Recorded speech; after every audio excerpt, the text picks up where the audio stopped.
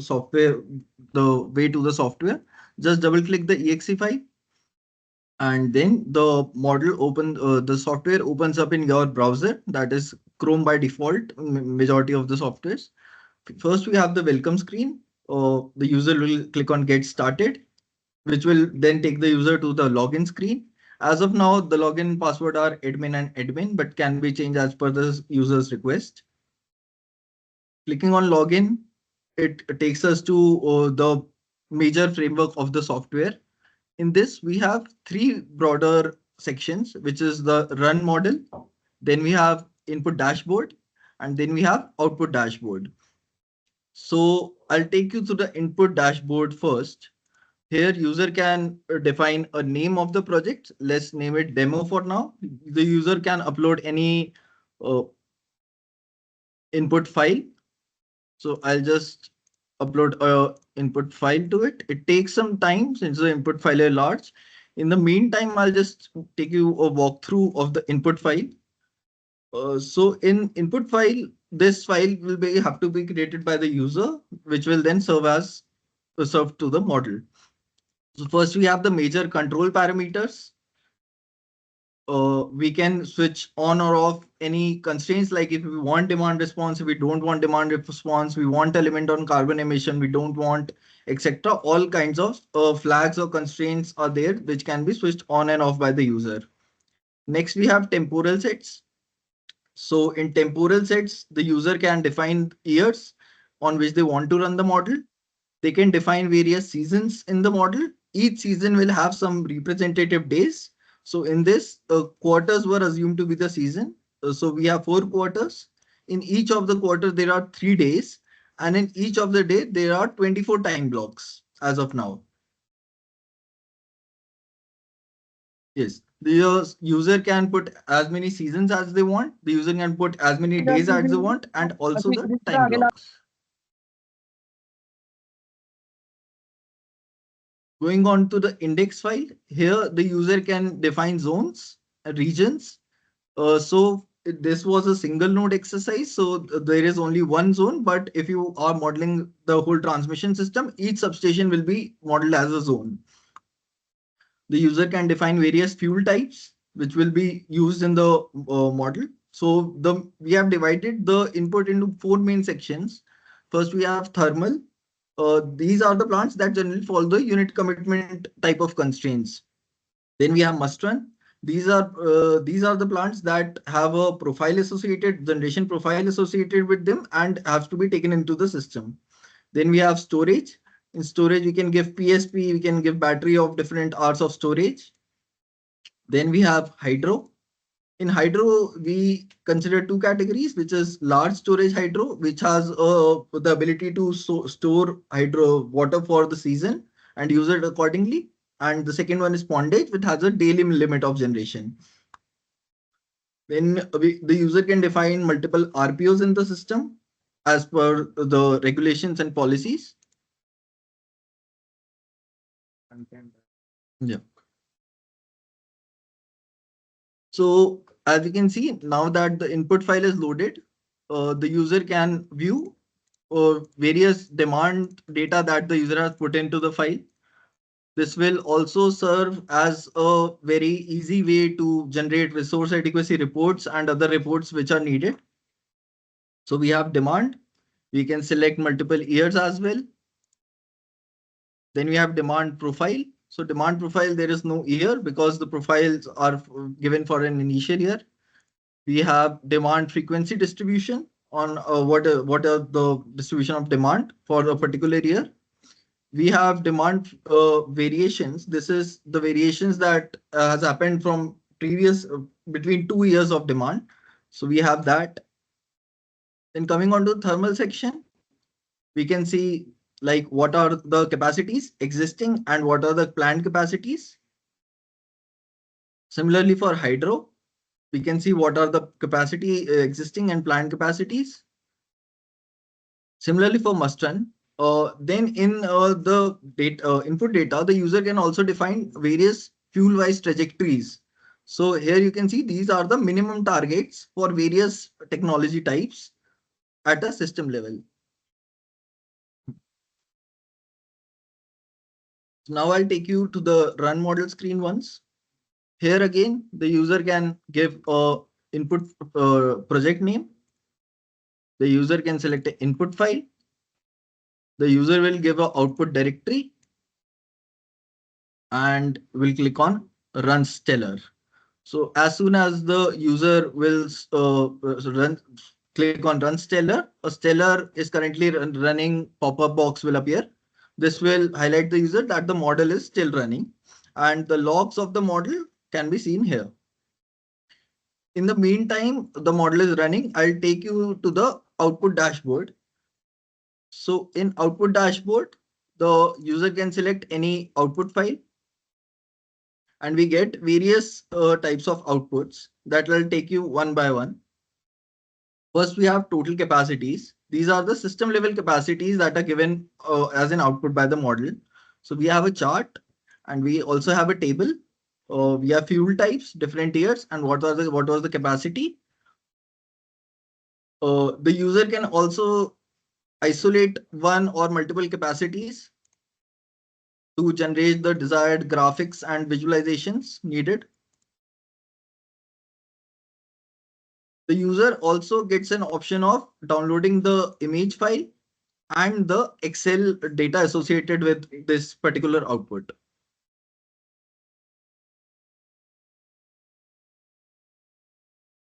Suppose I want a particular fuel, I can download that as well. So in this way, I can get the desired outputs of capacities. Coming on to total energy, similar graphs for total energy, how what are the energy dispatch of various fuel types in the system. Similarly, we have a table. This gives the energy produced by various fuel types in BUs. We have energy mix, how the energy mix is changing the overall the system. So again, we can isolate any one of the fuel types or multiple fuel types.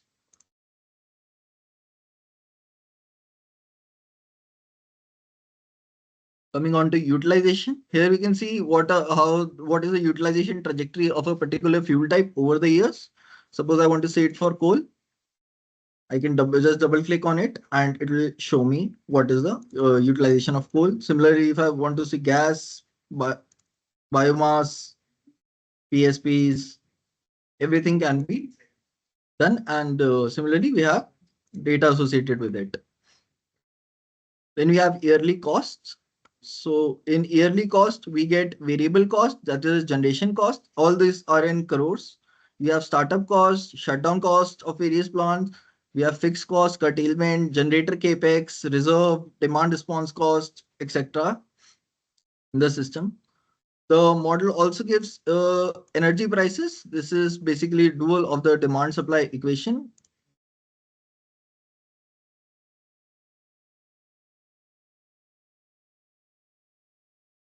But we can view what are the energy prices. Negative prices indicate that there has been some curtailment in the system of must-run technologies, due to which there are negative prices in the system. Coming on to storage output. So for any of the representative day, that is, you can select a quarter or season, you can select day, you can select any year, and you can view what was the operation of your storage plants for that particular day. We can view 24 hours. We have 24 hours on the x-axis. We have megawatt hour on the y-axis. We can see how the stored energy for the storage plant is changing. We can see when it is injecting power and when it is dispatching power, discharge. We can also see when it is providing TRAS or SRAS for the system. Again, can be isolated to see in much more detail. Similar to this, we have plant operation. Plant operation is quite a big sheet, so it takes a few seconds to update.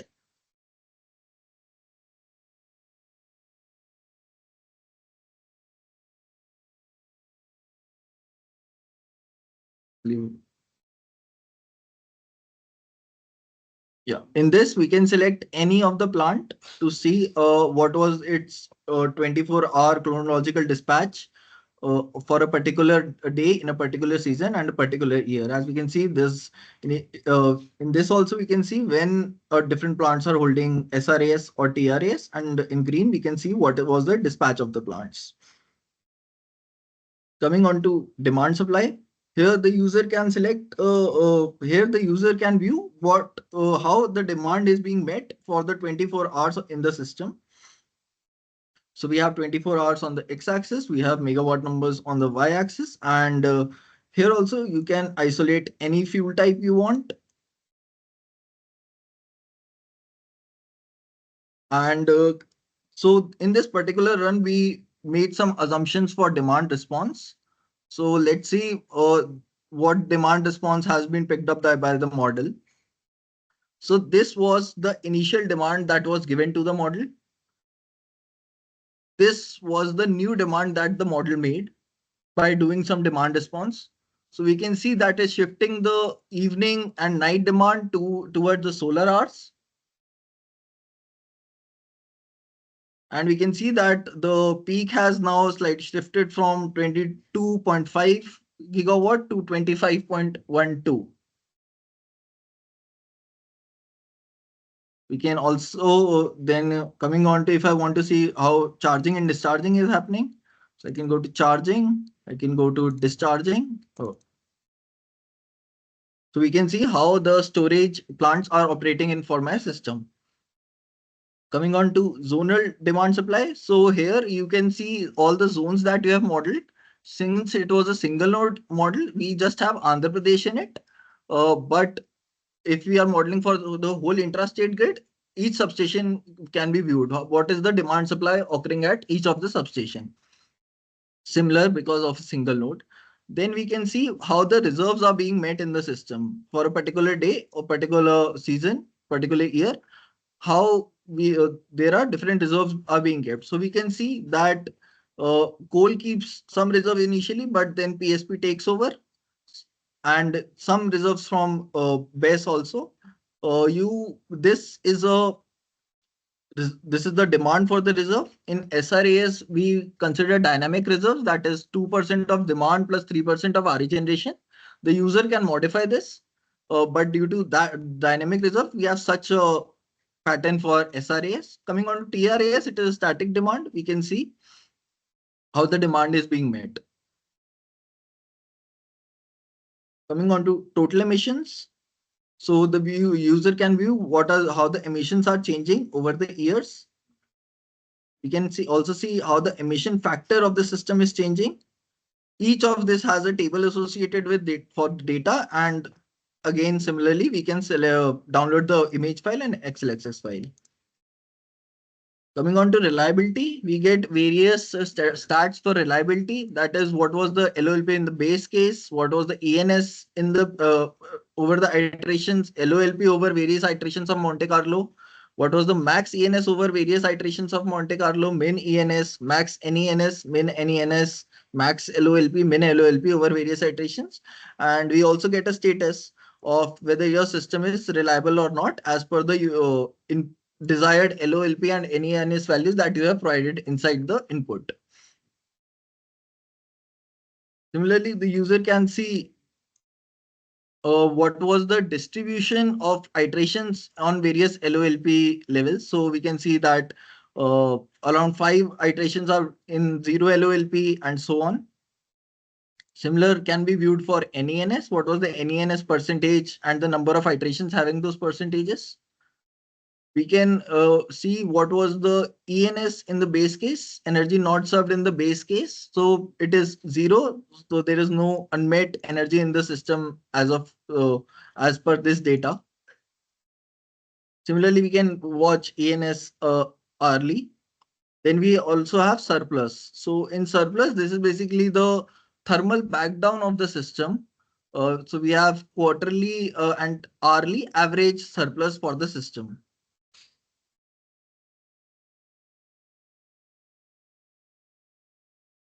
Then we have what was the ENS, average ENS for various season, various time blocks in all the over all the iterations of Monte Carlo.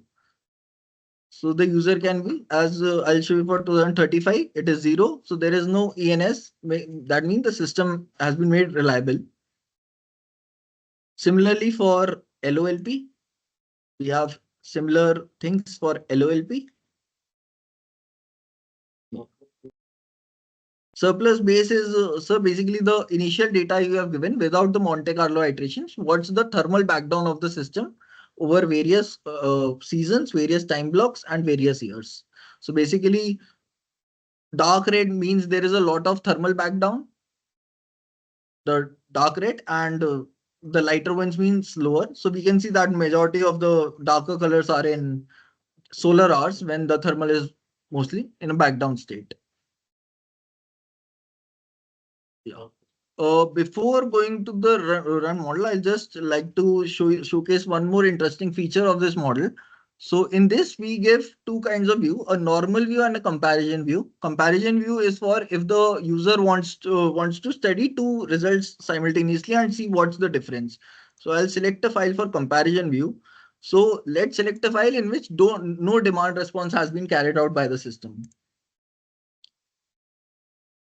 So as we can see directly from the visual, I can see that there is the pink color in without demand response is missing compared to with demand response. I'll just go to a table once. So in tables, we can see that there is a difference in BESS capacities. There is no BESS with DR and there is some BESS without DR. Without DR, the model is telling us that there is a need of 1600 megawatts of 4-hour storage by 2035. So the user will be able to derive conclusion that in a case of optimal demand response strategy, what will be its effect on various capacity expansions of the system and thus the investment cost of the system. Yeah. So on the left hand side, I have a model output with in which we have allowed the model to shift demand within the day. That is, demand response has been allowed in the left hand side. On the right hand side, no demand response has been allowed, and the similar demand profile will be is used. In this, what we can see that the need of storage asset in case of demand in without demand response, there is a need of storage assets in the system, more storage assets, that is battery. I'll just isolate battery also. So here we have no battery, so I'll just deselect anything. So we can see that this is the basically the difference in battery storage requirement in the two systems. Now, what uh, as I showed you in some of the previous demonstration slide, that the in demand response, demand in evening and night hours is being shifted to solar hours, and that is the one of the main reasons that we are avoiding the need of storage assets when we are doing adequate demand response in the system. Is I'll just show the demand and supply curves once again. I'll just select one of the day.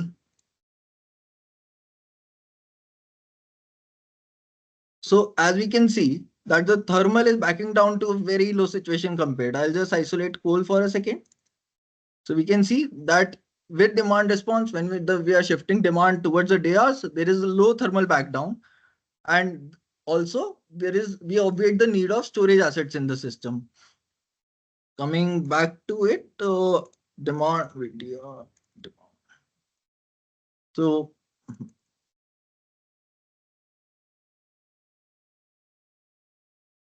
sorry. So we can see that the model has changed the demand. In this part, the demand was occurring around 2 p.m., which the model has then shifted to 12 p.m. And we can see what the change in the demand pattern, due to which we have obviated the need for some of the assets which generally provide evening peak support. Then the sir has explained that the one demand response we have a potential is there and there's a cost also. Yes. And in another side there's a battery cost. So is there a comparison of optimization? Exactly, sir. Exactly. You can. So we give a demand response cost, and when we give there is a capex of the battery, and the model assesses the model assesses, and we can then play around with the cost numbers. What if the battery was cheap? How would that have played out? N number of scenarios. Total system cost will be lower. Yeah. Say, ER cost will be one scenario, another will be battery cost. So if you look at the system cost, so the system cost will be higher without VR. Only the model is choosing. The model will show you that is right. So I've covered all the outputs related. Yes. How many scenarios, maximum scenarios can we compare with? Two. Rather not, there's only two scenarios because we want to make it a bit clean and tidy. So as of now, we have given the option of selecting only two scenarios for comparison. In addition, we have a help section with the user manual. We have a section on FAQs. So in FAQs, we have tackled the reasons of the common reasons of infeasibilities, so that the user, if faces any condition of infeasibilities or errors, they can directly refer the FAQs. And then we have the user can download the same presentation of Stellar with all the defining features, input, output from here. So they can download this as well. And then there is a logout button that takes you back to the home screen. Thank you, everyone.